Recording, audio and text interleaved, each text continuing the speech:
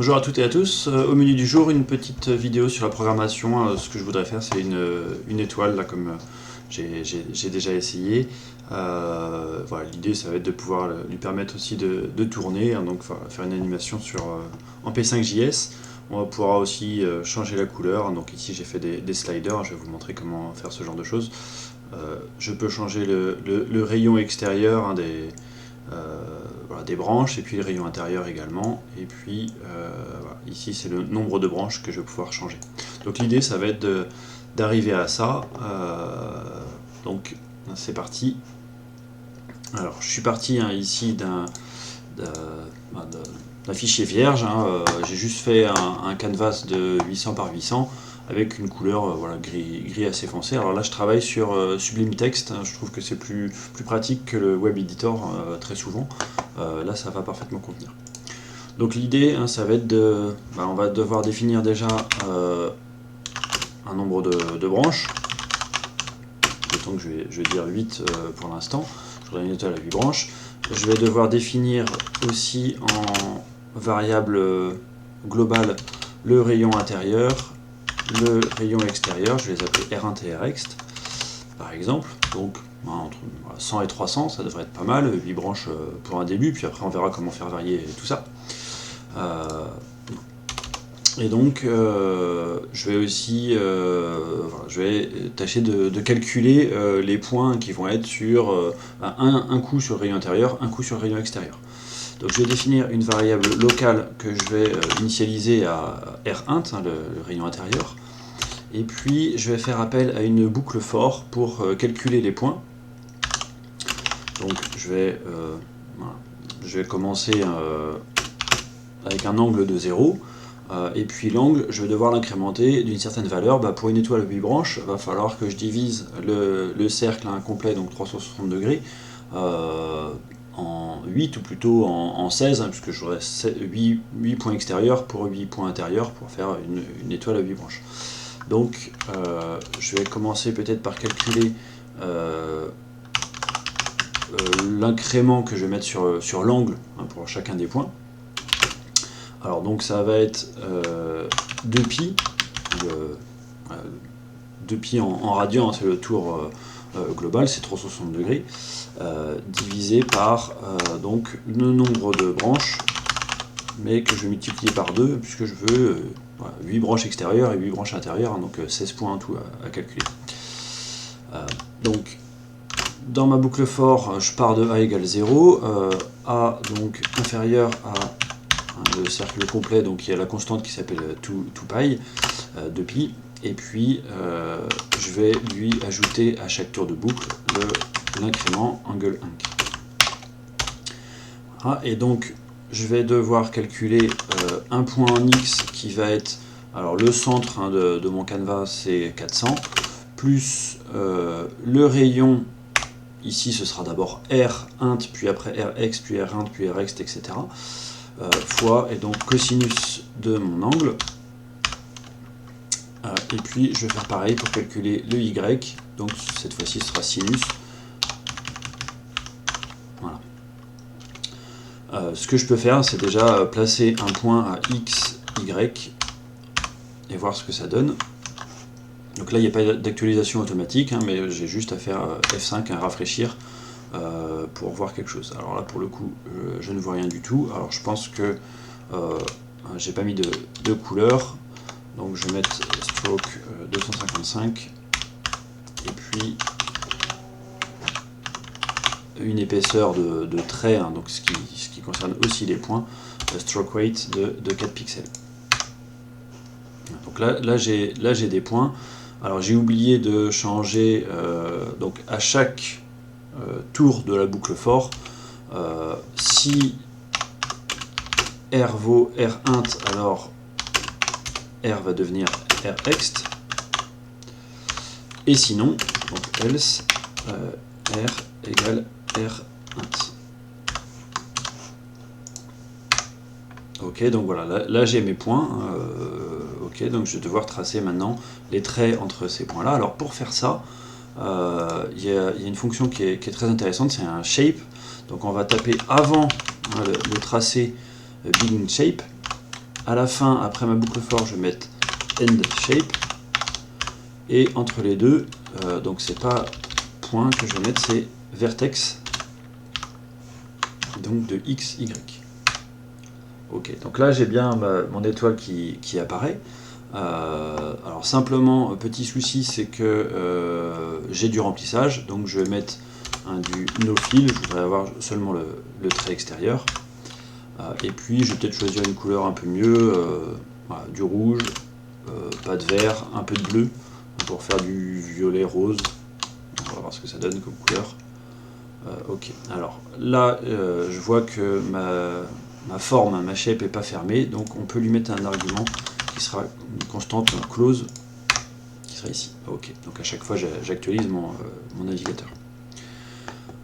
Ok, donc tout ça c'est pas mal. Alors le souci de ça, c'est que 60 fois par seconde, tous les points sont recalculés. Tout ça c'est refait, c'est un petit peu dommage je trouve, donc on va essayer de faire un petit peu mieux, c'est-à-dire faire calculer ces points une seule fois, et puis ensuite quand on va les afficher, faire simplement le vertex entre de ces différents points. Donc ce qu'on va pouvoir faire, je vais créer une fonction calculer point par exemple, dans laquelle je vais mettre justement tout ça. Alors presque tout ça, je vais copier, je vais le coller ici. Ok. Alors qu'est-ce qui va me manquer là-dedans? Donc ce que je veux faire, c'est pas un vertex ici, c'est donc faire un tableau de ces points-là. Donc je vais définir une variable globale qui sera donc de type tableau, vide pour l'instant. Et puis ce calcul de coordonnées, je vais le faire dans le setup, donc il sera fait une seule fois. Donc ça va remplir le fichier, le tableau, pardon, pas le fichier, le tableau.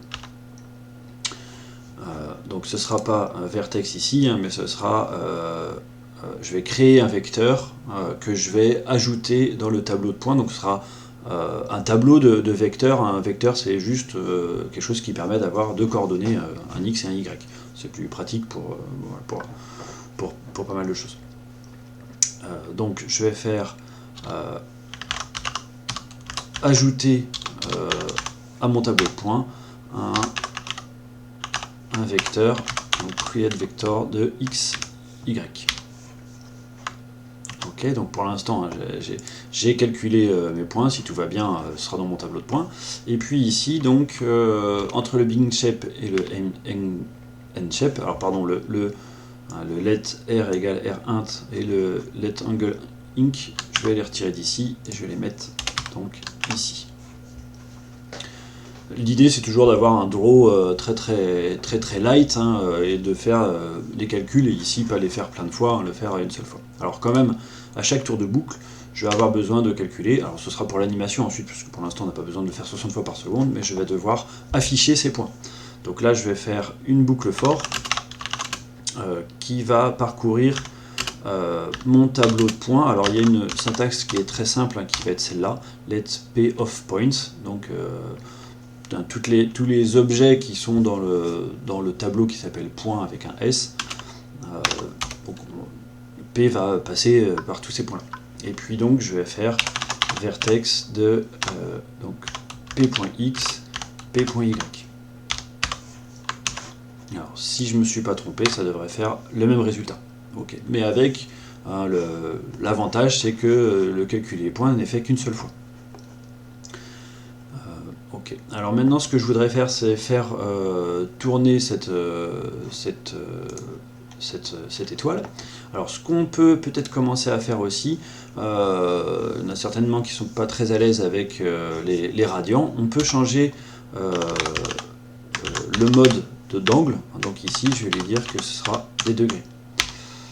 Et donc à la place de 2π, je vais mettre 360. On sera plus habitué à ça. Donc 360 degrés. Et puis, voilà. Donc normalement, oups. Alors j'ai un petit souci.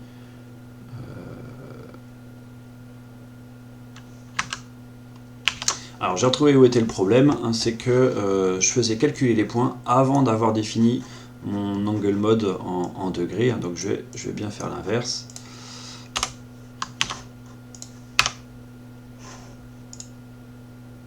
Ok, ça marche. Très bien, donc ce sera un petit peu plus agréable, hein, et puis on va vouloir faire maintenant tourner cette figure. Alors pour faire tourner cette figure, je vais faire appel à deux fonctions, hein, de transformation, hein, dans le plan, qui sont respectivement translate, hein, pour translater, et puis rotate, c'est pour faire tourner l'ensemble du plan. Donc ça veut dire on gardera les points au même endroit, mais par contre ils seront juste tracés à d'autres endroits, hein, avec le rotate. Alors ici, ce que je vais faire, c'est donc dans Draw, je vais déplacer mon origine au centre du canevas. Donc je tape en dur, hein, ici 400-400. Et ensuite, je pourrais faire un rotate d'un angle. Je vais l'appeler angle anime, par exemple. Donc je vais définir une variable globale qui s'appelle angle anime, que je vais faire partir à 0, et puis à chaque tour de boucle, hein, cet angle anime, je vais lui ajouter je sais pas, 5 degrés par exemple, ce sera peut-être beaucoup. On va voir ça à 60 points par seconde, ce sera peut-être un peu beaucoup. Je vais lui mettre 1 degré pour l'instant, et puis il déplacera de 60 degrés toutes les secondes. Alors le souci de ça, c'est que j'ai translaté au point 400-400, donc l'origine va situer au milieu du repère, mais mes points ils sont 400 plus loin en X et en Y, donc je vais retirer ce 400 qui est ici. Voilà. Je trace mon étoile autour du centre, hein, de l'origine, mais j'ai déplacé l'origine. Donc on va voir ce que ça donne. Ok, ça y est. Donc effectivement, mon étoile tourne. Je peux changer, hein, la vitesse d'animation ici. Si je mets 3, ça va aller beaucoup plus vite. Alors ça risque de ramer un petit peu avec la capture d'écran. Ok. Je peux mettre aussi un angle plus petit pour avoir le temps de voir tourner. Ok, alors ce que je voudrais, c'est que pouvoir, hein, faire varier donc, le rayon intérieur, le rayon extérieur, mais dynamiquement. Donc ce que je vais faire, je vais faire des sliders, hein, pour pouvoir faire ça. Alors je vais mettre 0 pour pas que ce soit trop perturbant pendant ce temps-là. Donc je vais définir un slider pour le rayon intérieur, un slider pour le rayon extérieur, donc je préfère les appeler SLI, et puis le nom de la variable que je veux faire varier, hein, histoire de m'y retrouver. Un slider pour le nombre de branches, et puis je pourrais faire un slider pour la couleur aussi, hein, je peux déjà le définir. Ok, donc comment ça va s'écrire dans... Alors je préfère le faire au début. Dans P5JS, eh bien, je vais faire slider de rint, ça va être create slider, pardon. Et puis je vais les définir une valeur minimum, mettons 10, une valeur maximum, mettons 300, une valeur de démarrage, 300 c'est pas mal, je vais mettre 400, allez, en valeur max. Oups. Et puis je peux aussi définir un incrément si je veux faire varier ce rayon seulement tous les 20. Alors ça c'est mon slider intérieur. Je vais faire pareil pour le slider extérieur. Bon, je peux définir les mêmes valeurs, hein, pourquoi pas. Le slider pour le nombre de branches. Alors lui, ce ne sera pas le même nombre de branches, hein. Je vais définir le minimum de branches, mettons 3, en dessous ce serait assez ridicule. Je vais mettre 20, en valeur par défaut, mettons 8, et puis je pourrais incrémenter seulement de 1, hein, de 1 en 1 le nombre de branches. Donc ça veut dire qu'à chaque fois qu'on changera rint ou rExt ou nb branche, il va falloir qu'on recalcule les points. Alors pour faire ça, les sliders, hein, donc c'est des objets DOM, on va avoir une variable, une fonction qui est appelée quand leur valeur est changée. C'est changed, si je dis pas de bêtises, ouais, voilà. Et je vais appeler une fonction qui s'appelle valChanged lorsque ce slider est changé. Je vais attacher la même fonction pour les autres, puisque le but du jeu de toute façon sera de recalculer tous les points à chaque fois. Donc c'est valChange. Ok. Et donc cette fonction valChange, hein, je peux la mettre là par exemple. Qu'est-ce qu'elle va faire? Eh bien, on va simplement recalculer les points. D'ailleurs, j'aurais certainement pu simplement envoyer comme fonction calculer points. Ok, on va pouvoir tester. Oups, alors j'ai une erreur, on dirait a change is not defined. Non, c'est peut-être pas changed. Bon, n'importe quoi, hein, c'était. J'avais fait une petite pause pour retrouver l'erreur. C'est .changed qui va être envoyé quand la valeur est changée. Non. Oups. Alors qu'est-ce qui se passe? Alors, je sais pas pourquoi il rame. Depuis quelques temps, j'ai souvent ça. Alors qu'est-ce qui se passe?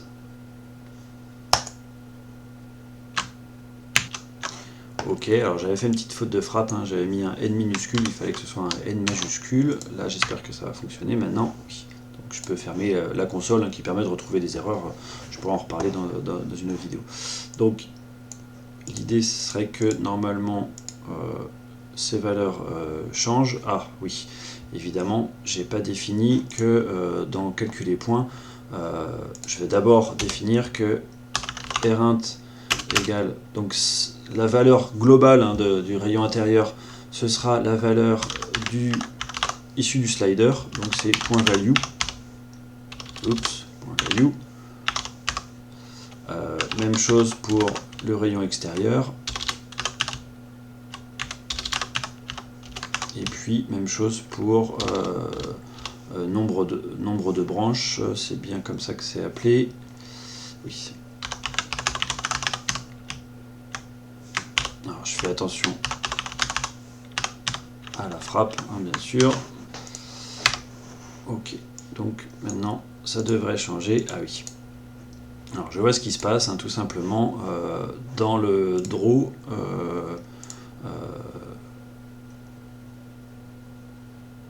Non, c'est pas ça, c'est que à chaque fois je vais rajouter des points.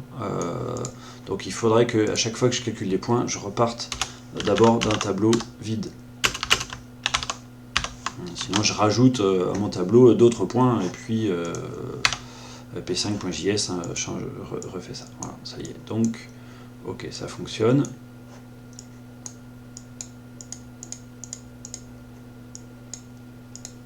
Là, je peux changer, hein, le nombre de branches. Ok. Pas mal. Donc ça c'est le rayon intérieur, ça c'est le rayon extérieur, il faudrait mettre des étiquettes pour bien faire, et puis ça c'est le nombre de branches qui est ici. Ce que je voudrais faire, c'est aussi pouvoir changer facilement la couleur. Alors pour faire ça, le mieux ça va être aussi de changer de mode de couleur, hein. Par défaut c'est RGB, rouge, vert, bleu, red, green, blue. Je vais changer en color mode HSB, c'est Hue, Saturation et Brightness. Donc par défaut, hein, c'est des valeurs qui sont entre donc 360 c'est pour la couleur,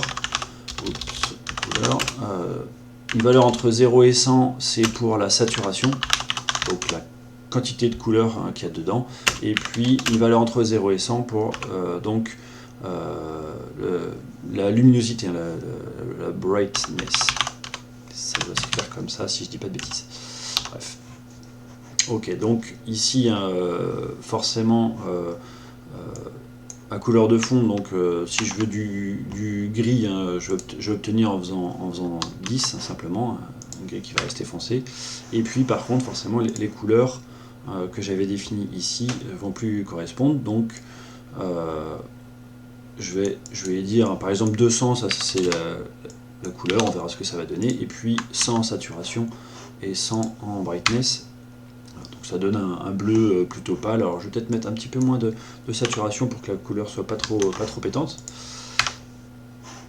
Et puis je pourrais très bien remplir de couleurs en fait mon étoile. Donc je peux faire fil, fil avec la même couleur, mais avec beaucoup moins de saturation par exemple. Pourquoi pas. Non, le point virgule ce serait mieux. Donc je sauvegarde avec CTRL S à chaque fois, et puis j'ai aussi de couleurs d'emplissage. En l'occurrence, je préfère quand c'est no fill, non rempli. Ok, alors ce que je voudrais maintenant, c'est pouvoir définir, la faire tourner cette étoile, et puis pouvoir aussi changer avec un slider la couleur. Donc je vais créer donc le slider couleur. Ok, j'ai déjà créé la variable, mais je ne l'ai pas utilisé pour l'instant. Et puis je vais faire un autre slider pour la vitesse.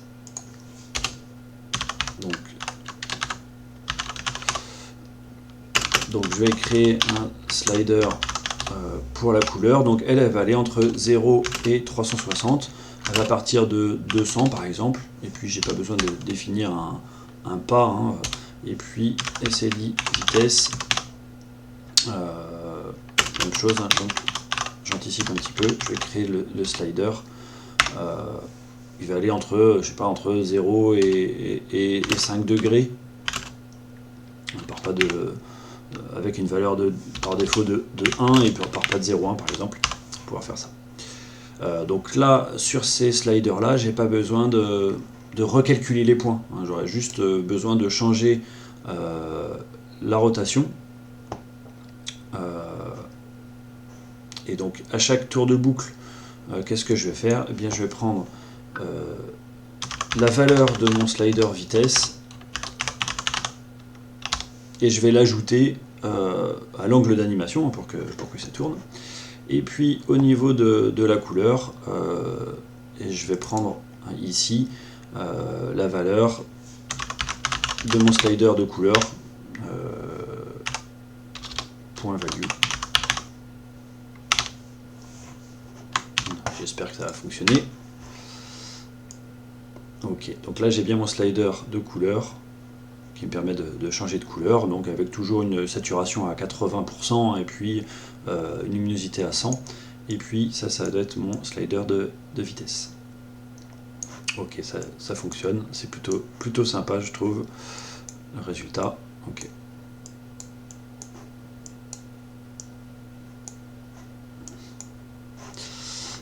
Donc voilà pour ce petit exemple, j'espère que vous avez plu.